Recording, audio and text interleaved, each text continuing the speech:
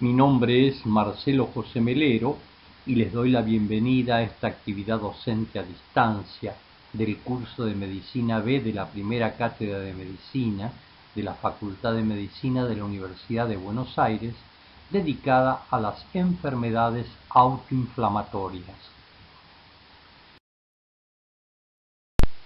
Los objetivos de esta presentación son recordar los componentes de la inmunidad innata y específica, exponer un nuevo mecanismo de daño tisular en las enfermedades inflamatorias sistémicas y finalmente analizar las diferencias entre las enfermedades autoinflamatorias y autoinmunes.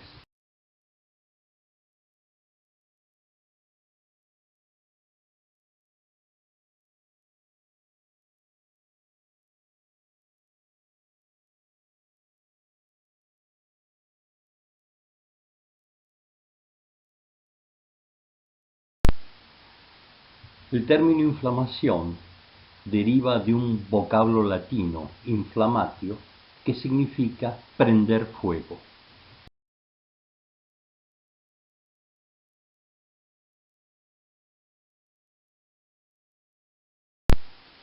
Es un mecanismo defensivo e inespecífico de todos los tejidos vivos vascularizados.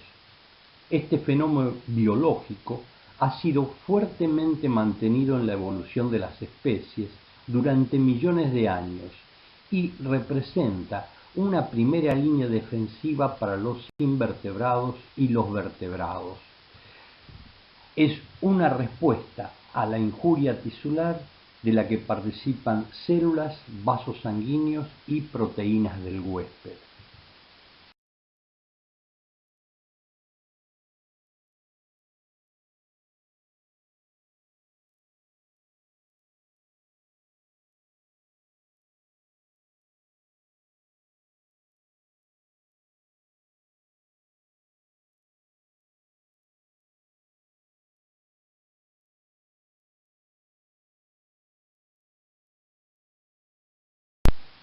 Los mecanismos básicos de la inflamación involucran el reclutamiento de elementos de la sangre, por ejemplo, proteínas plasmáticas y glóbulos blancos, en los tejidos dañados.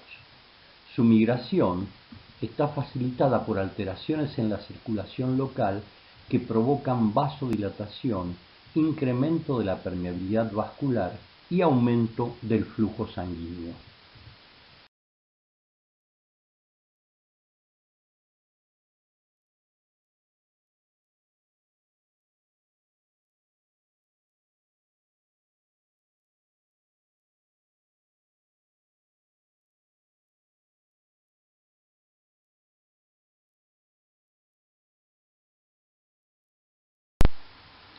La inflamación es la consecuencia de una cascada estrechamente regulada, compleja e impredecible de procesos fisiológicos, inmunológicos y de comportamiento orquestados por glicoproteínas solubles liberadas en el tejido inflamado y llamadas citocinas. Estas moléculas son mensajeros químicos que tienen un peso molecular bajo y una vida media corta.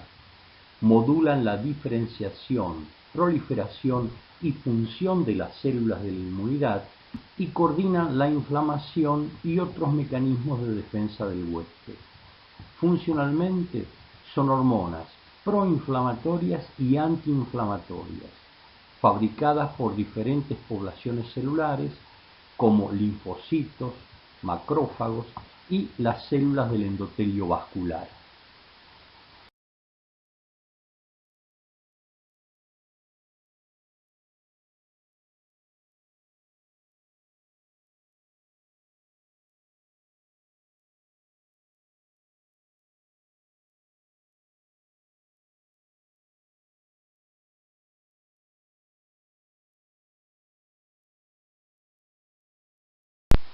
Para que la inflamación sea biológicamente adecuada, debe ser controlada y autolimitada. La inflamación puede ser aguda o crónica, localizada o sistémica. La inflamación aguda es inespecífica y estereotipada, de comienzo rápido, casi inmediata. Se pone de manifiesto en pocos minutos o algunas horas después del daño tisular. Los signos locales, dolor, calor, rubor y tumor, descritos por Celsus hace aproximadamente 2000 años, y los sistémicos de la inflamación aguda son habitualmente prominentes.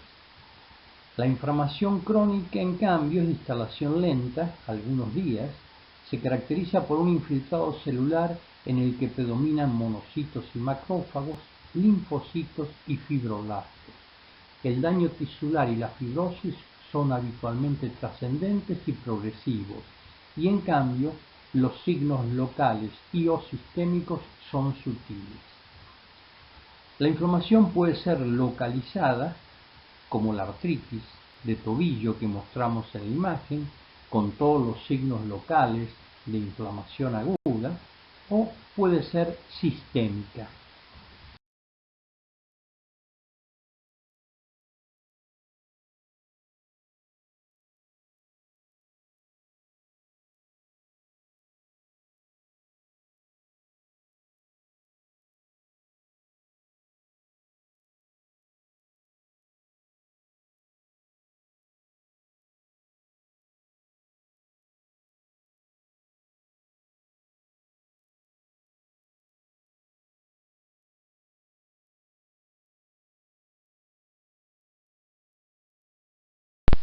La inflamación sistémica se pone de manifiesto a través de un síndrome clínico, el de respuesta inflamatoria sistémica, caracterizado por la presencia de dos o más de los siguientes datos: una temperatura central mayor a 38 grados o menor a 36 grados centígrados, una frecuencia cardíaca superior a 90 latidos por minuto, una frecuencia respiratoria mayor a 20 respiraciones por minuto o una presión arterial de anhídrido carbónico inferior a 32 milímetros de mercurio y un recuento de leucocitos superior a 12.000 elementos o inferior a 4.000 elementos por milímetro cúbico, o más de 10% de las formas en banda.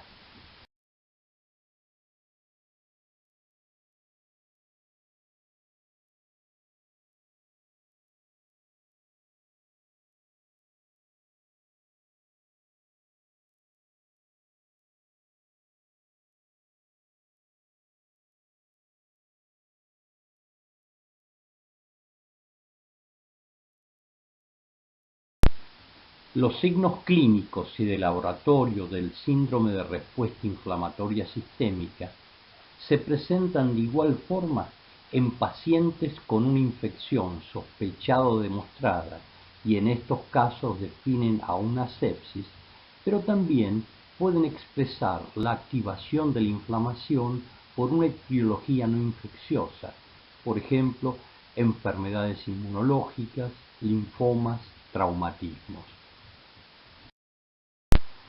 Los objetivos básicos de la respuesta inflamatoria son eliminar la causa inicial de la injuria, remover las células y tejidos necróticos e iniciar el proceso de reparación.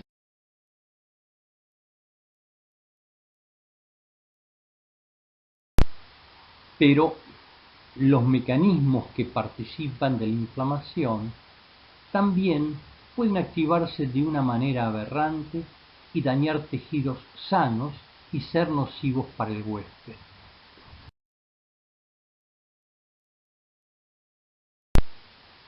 La protección del huésped frente a una injuria biológica, exógena o endógena, depende principalmente del sistema inmunológico, que está integrado por una trama compleja de moléculas, células y órganos. Las células mayoritariamente originadas en progenitores hematopoyéticos.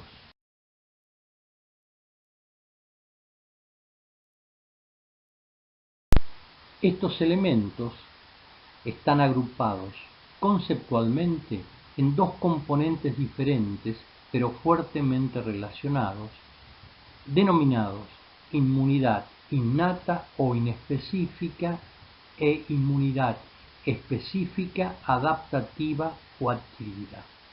Si este sistema inmunitario funciona correctamente, debe defender al organismo de diferentes peligros sin dañarlos.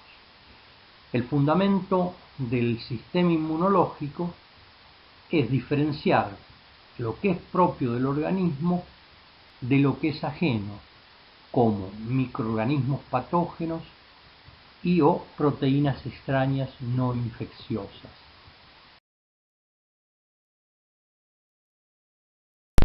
También permite identificar y eliminar células dañadas, muertas o malignas. Regular la homeostasis y favorecer la reparación tisular. La inmunidad innata es el mecanismo de defensa filogenéticamente más antiguo del reino animal y, a pesar de algunas limitaciones, es altamente eficaz. Representa la primera línea de defensa del huésped, produce una respuesta inmediata en minutos u horas, es relativamente inespecífica pero máxima desde el comienzo. No requiere un contacto previo con el antígeno ni de la expansión clonal del linfocito. Esta inmediatez se contrapone con la selectividad y adaptabilidad de la inmunidad adaptativa y se asocia con una lesión colateral tisular inevitable.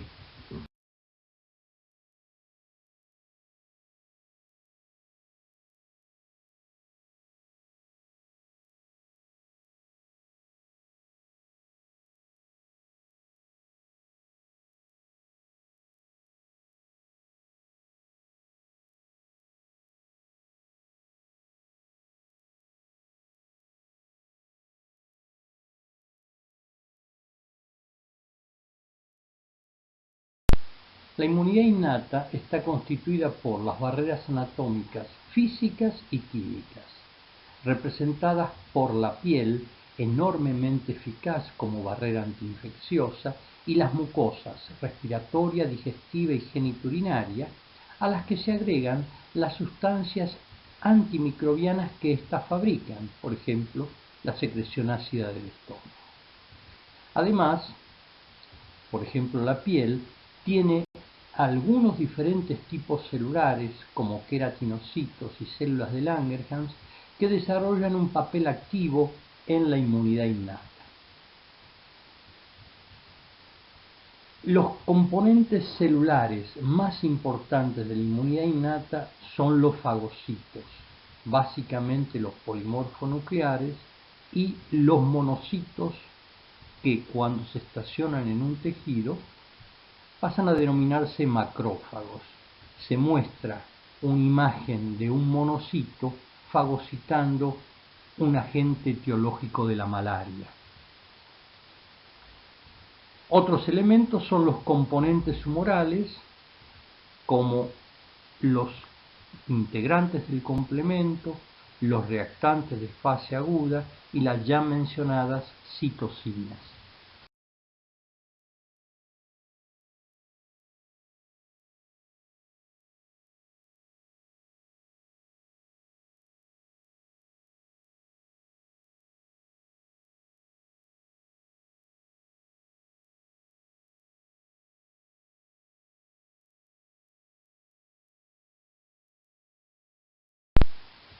Otros integrantes son los linfocitos citolíticos espontáneos, los eosinófilos activados, basófilos y mastocitos. Todos estos elementos de la inmunidad innata o inespecífica están modulados por componentes del sistema inmune específico.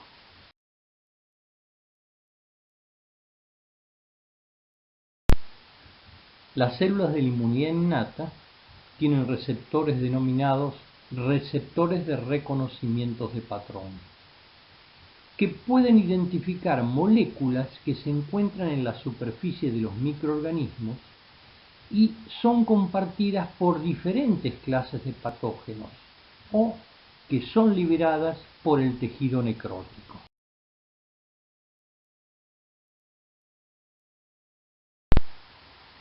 Estas moléculas han sido denominadas genéricamente patrones moleculares asociados a patógenos o PAMs. Son aproximadamente un centenar de moléculas contenidas y compartidas por clases enteras de microorganismos, pero no en sus huéspedes. Por ejemplo, lipopolisacáridos en las bacterias gram negativas, ácidos teicoicos en las bacterias gram positivas, peptidoglucanos, mananos, glucanos y ADN bacteriano. Los PAMs interactúan con una serie de receptores presentes en las células fagocíticas, entre los que se encuentran los receptores transmembrana tipo TOL. Además, los PAMs permiten que el sistema inmunológico innato pueda discriminar entre microorganismos patógenos y componentes de la flora habitual.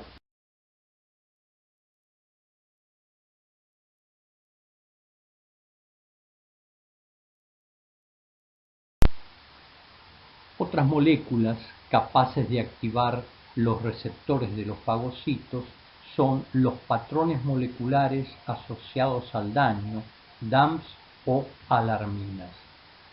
Son moléculas intracitoplasmáticas y nucleares liberadas de las células del huésped como indicador de un daño o necrosis tisular.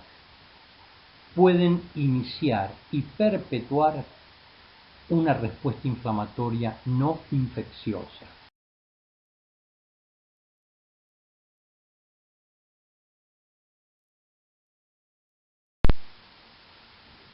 Algunas alarminas son la proteína S100, la proteína del choque térmico y la High Mobility Group Box 1. La inmunidad innata responde a los PAMs y a los DAMPs identificados por los receptores de reconocimiento de patrón, ensamblando y activando plataformas multiproteicas de alto peso molecular ubicadas en el citoplasma de las células de la inmunidad innata, denominados inflamosomas.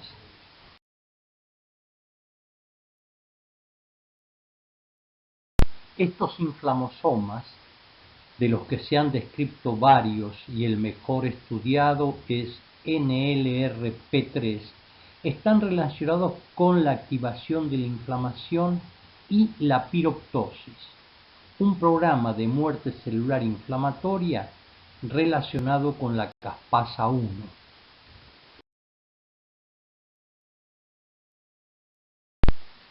La función primordial de los inflamosomas es el procesamiento y la activación de la caspasa 1. Esta enzima actúa en propéptidos biológicamente inertes contenidos en el citoplasma de los fagocitos, como por ejemplo interleucina 1 beta e interleucina 18, para transformarlos y segregarlos como potentes citocinas proinflamatorias.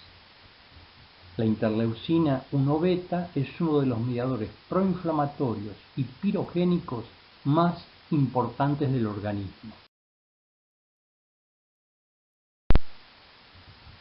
Otras formas de activación de la inmunidad innata o inespecífica son a través del complejo principal de histocompatibilidad de los receptores Fc y de las citocinas.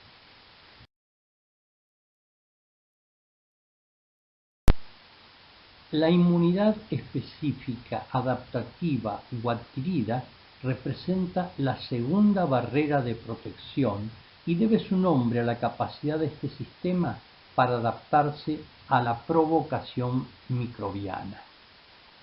Es específica y requiere un contacto previo con el antígeno, pero la respuesta es lenta y tiene una latencia de días o semanas para efectivizarse. Otros atributos característicos son la memoria, la diversidad o especialización que se adquiere por el repertorio del linfocito, que puede discriminar aproximadamente 10 a la 11 estructuras antigénicas diferentes, la tolerancia y la homeostasis.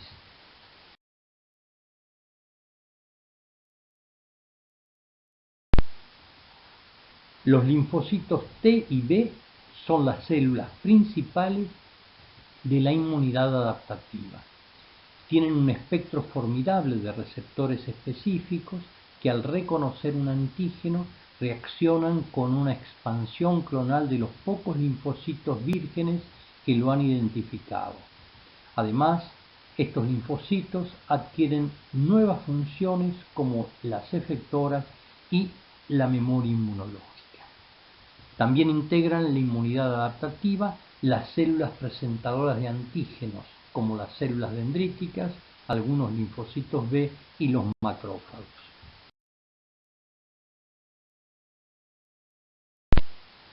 Después de esta presentación básica de los mecanismos de inmunidad, podemos concluir que las enfermedades inmunológicas en la clínica se presentan de dos maneras. Cuando la inmunidad tiene una respuesta disminuida o aumentada en magnitud, tenemos los síndromes de inmunodeficiencia y de hipersensibilidad respectivamente. En cambio, cuando la activación de la inmunidad es aberrante, no a través de los mecanismos fisiológicos habituales, podemos tener dos tipos de enfermedades: las autoinmunes y las autoinflamatorias.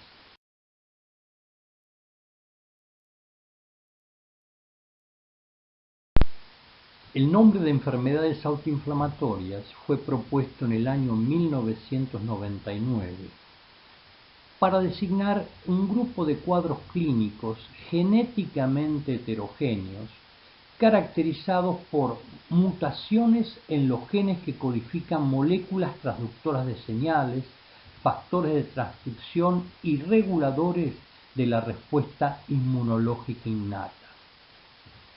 Esto lleva a una activación inadecuada de la inmunidad innata con la producción exagerada de citocinas proinflamatorias como diferentes interleucinas, el factor de necrosis tumoral alfa y el interferón tipo 1. En estas enfermedades no es posible identificar activación de la inmunidad adquirida o específica, es decir, de la inmunidad dirigida a un antígeno.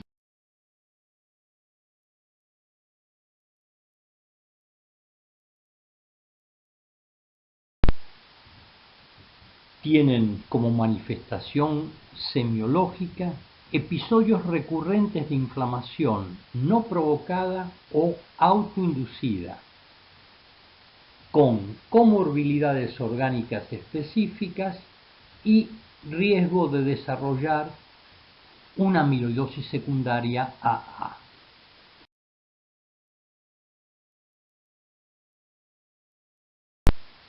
La señal de peligro que activa inadecuadamente el inflamosoma LRP3 o criopirina son el ADN mitocondrial, especies reactivas de oxígeno mitocondrial y la autofagia.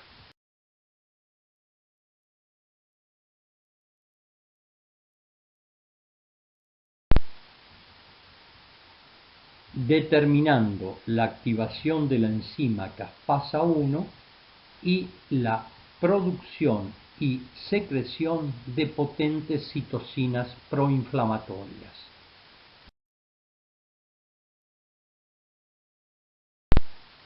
Estas citocinas proinflamatorias inducen una respuesta de fase aguda hepática y en la médula ósea y producen un aumento de la proteína C reactiva, de la proteína sérica amiloide A, neutrofilia y reclutamiento de neutrófilos.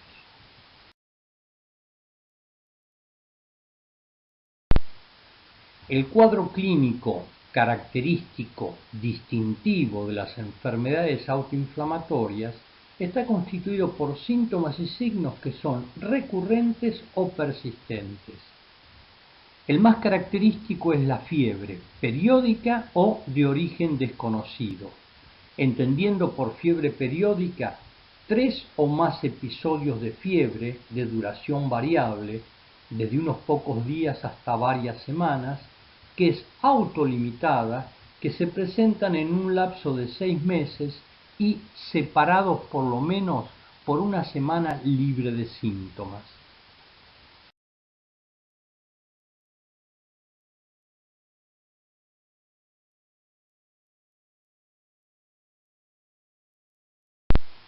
Diferentes formas de erupción cutánea y enfermedad osteomusculoarticular, característicamente artritis.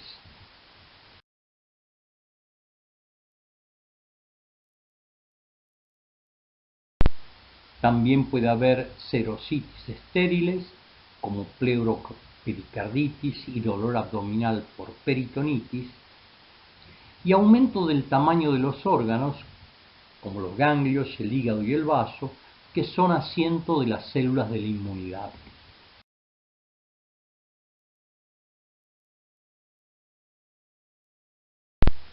A nivel humoral, vamos a encontrar modificaciones en los reactantes de fase aguda, entendiendo por tales aquellas proteínas plasmáticas que aumentan o disminuyen su concentración 25% más durante los estados inflamatorios.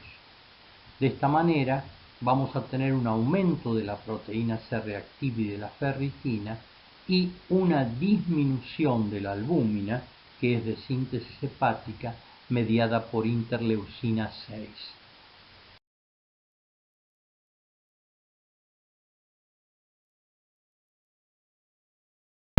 También aumenta la concentración de proteína sérica amiloide A, aunque no es de uso clínico, y aumenta la eritrosedimentación, que en realidad no es una proteína plasmática, sino la manifestación de la viscosidad plasmática debido a los cambios de concentración de albúminas y globulinas.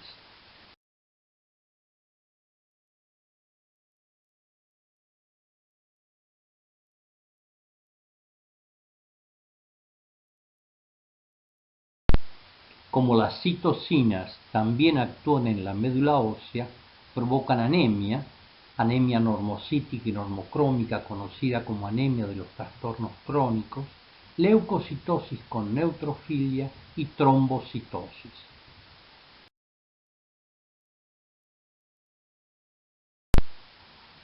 Todos estos síntomas y signos clínicos y de laboratorio deben presentarse sin otra causa demostrable. Es decir, el paciente no debe tener una enfermedad infecciosa, neoplásica o por hipersensibilidad en actividad.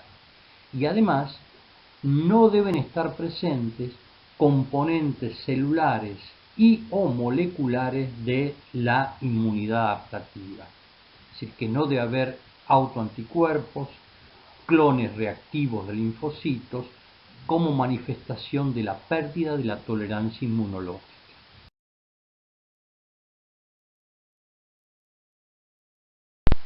En las enfermedades autoinflamatorias, una inmunidad innata hipersensible responde anormalmente a estímulos triviales endógenos y exógenos, y son desencadenantes habituales las picaduras de insectos, exposición al frío, el ayuno, la menstruación, traumatismos, vacunas, estrés emocional, ejercicio físico, hormonas y algunos cristales como el pirofosfato de calcio y los uratos.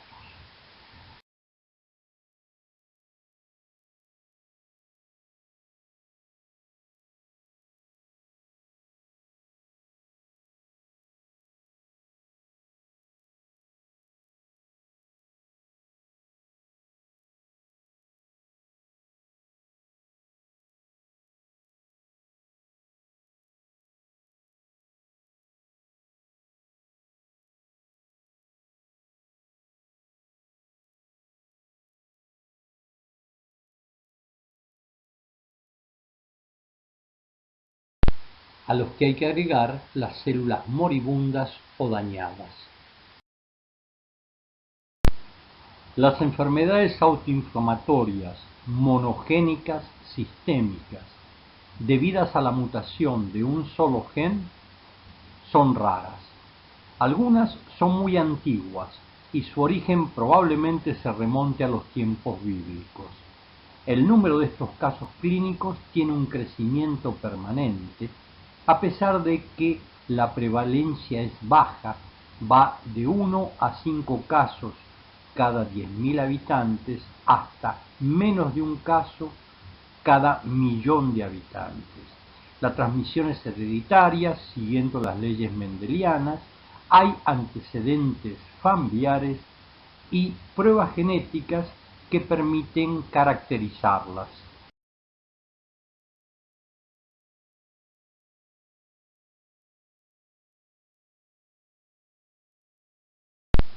Incluyen los síndromes de fiebre periódica hereditaria, el más conocido es la fiebre mediterránea familiar. En este caso el gen responsable es el MEF, el tipo de herencia autosómica recesiva.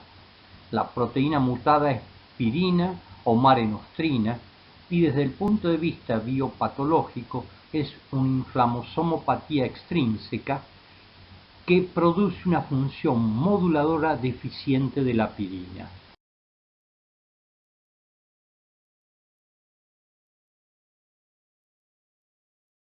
En este mismo grupo está el TRAPS o síndrome de fiebre periódica asociada al receptor de factor de necrosis tumoral,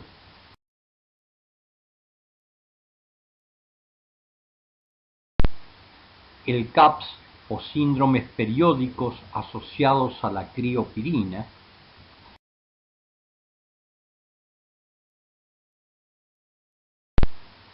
el síndrome de fiebre periódica con hipergamma-globulinemia D y otros, como la artritis piogénica, pioderma gangrenoso y acné quístico grave y la osteomielitis recurrente multifocal.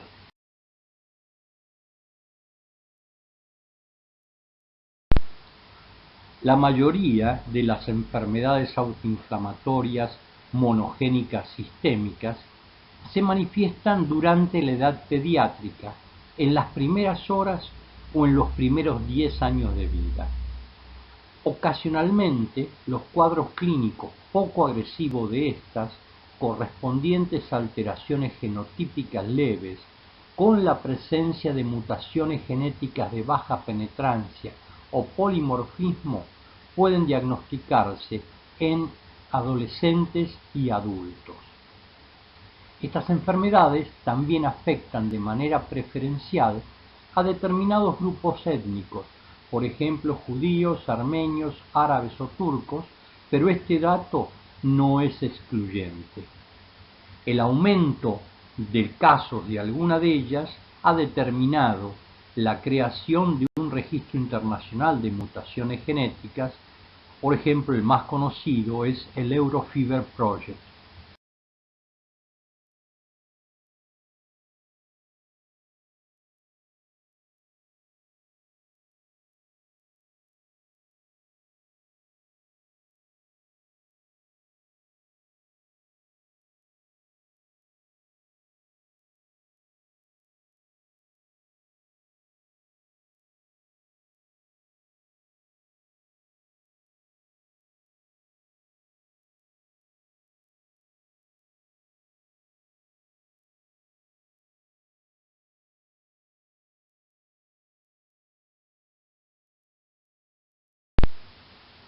En la actualidad, algunas pruebas han puesto de manifiesto que un número progresivamente creciente de otras enfermedades sistémicas no hereditarias, con una prevalencia mucho mayor que la de las monogénicas, tienen a la inflamación autoinducida como una característica biopatológica relevante.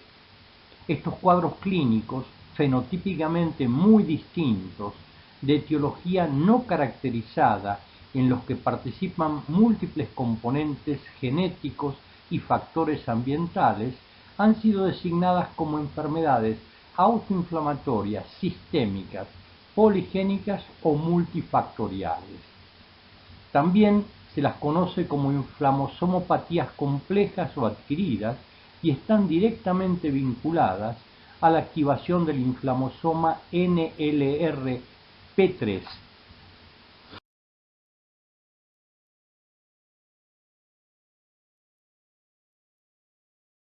En este grupo se incluyen la artritis juvenil idiopática con manifestación sistémica o enfermedad de Still, la enfermedad de Still del adulto y la enfermedad de Behçet.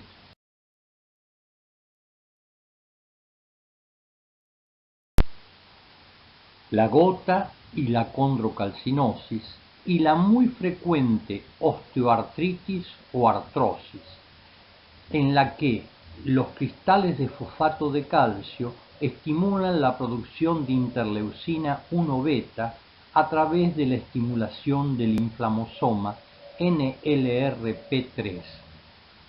Se ha demostrado en estos casos una concentración intraarticular aumentada de la proteína HMGB1 y de la proteína S100.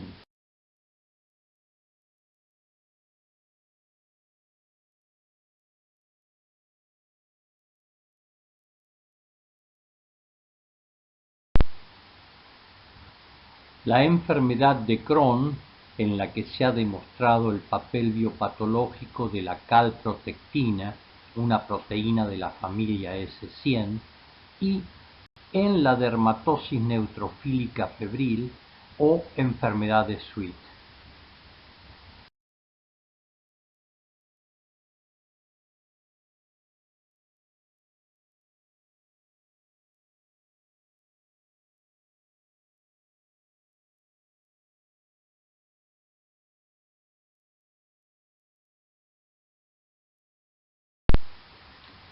La pericarditis aguda idiopática recurrente, las uveitis y algunos autores incorporan en este grupo a las enfermedades del intersticio pulmonar.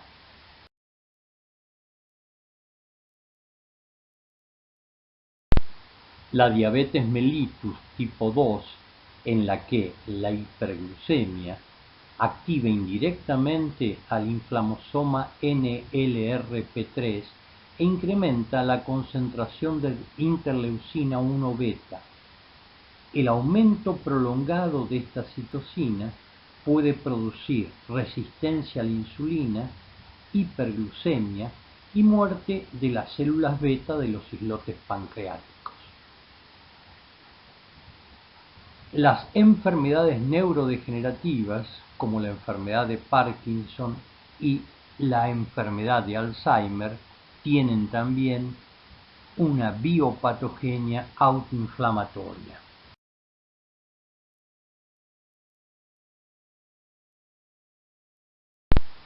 En la ateroesclerosis, el depósito de cristales de colesterol en la pared vascular estimula directamente al inflamosoma NLRP3 y produce un incremento de la concentración tisular de la interleucina 1 beta e inflamación.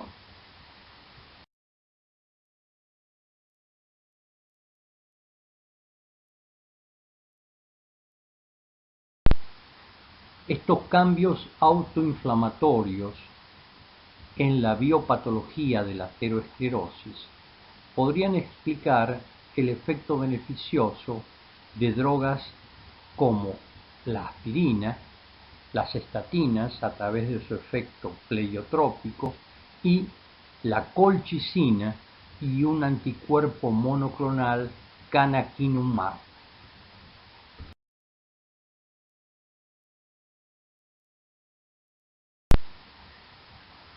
La activación aberrante de la inmunidad adquirida o inmunidad innata, puede generar dos grupos de enfermedades: las autoinmunes, que son diferentes de las autoinflamatorias. La inflamación autoinmune se caracteriza por la activación anormal de la inmunidad adaptativa o adquirida, hay una respuesta aberrante de las células dendríticas, de los linfocitos B y T, que son las células características de la inmunidad adaptativa, y esto se manifiesta por una ruptura de la tolerancia y una reactividad inmunológica contra antígenos nativos del huésped.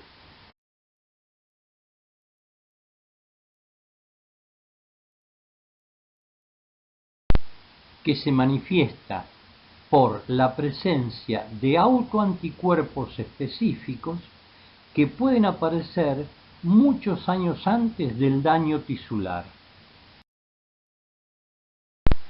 Por el contrario, las enfermedades autoinflamatorias son la consecuencia de una activación aberrante de la inmunidad innata ante algo que llamamos señal de peligro.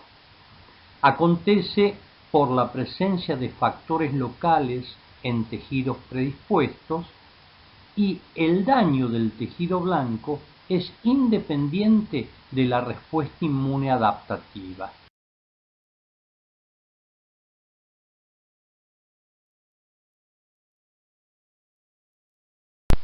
Los conocimientos actuales permiten proponer que las enfermedades debidas a una activación anormal del sistema inmunológico probablemente se manifiesten en un espectro continuo de cuadros clínicos en los que la interrelación entre la autoinflamación y la autoinmunidad se manifiesta de manera ostensible, dinámica y de una intensidad variable.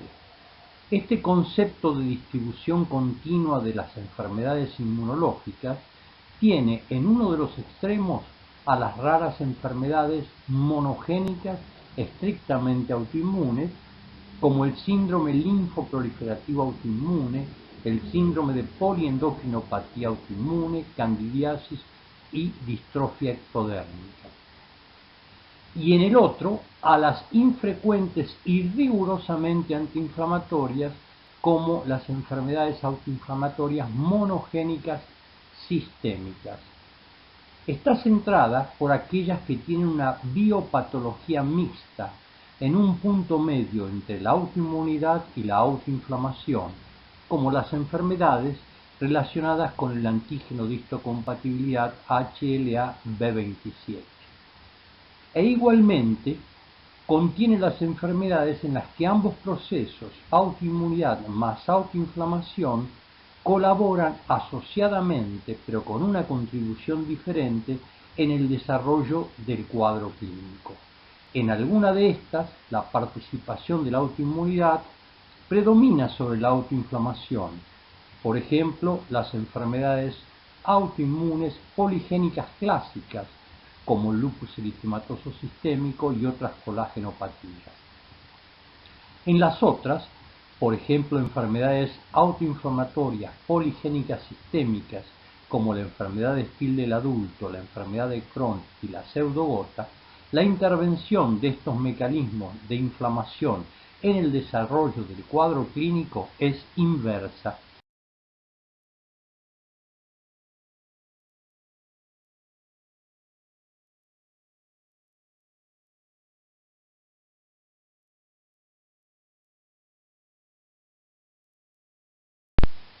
Teniendo en cuenta la heterogeneidad de los cuadros clínicos de las diferentes enfermedades autoinflamatorias, las recomendaciones terapéuticas deben ser consideradas individualmente en cada una de ellas.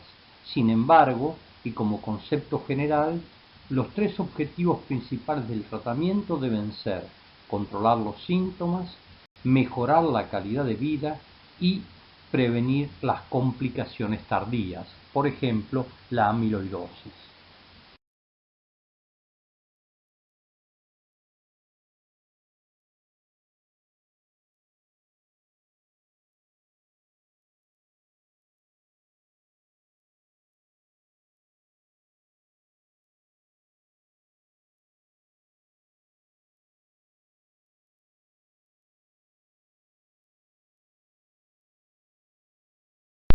Para lograrlos, es necesario bloquear el sendero de las citocinas.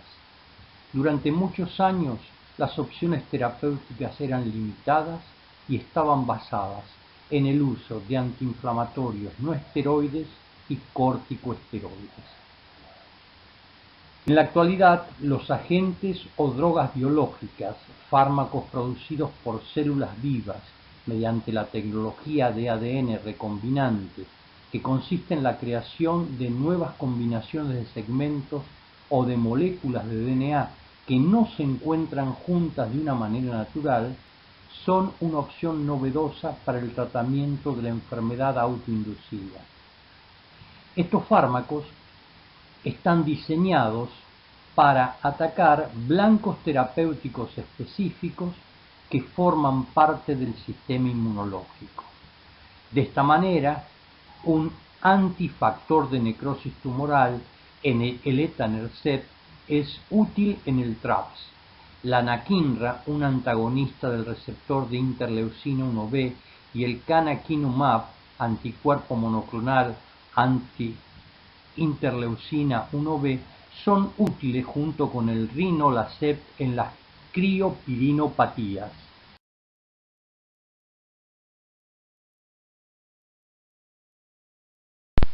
La colchicina, que interfiere la activación del inflamosoma y la motilidad de los polimorfonucleares, es un tratamiento adecuado en la fiebre mediterránea familiar y la gota. En la enfermedad de Crohn se utilizan anti-TNF como el infliximab o adalimumab.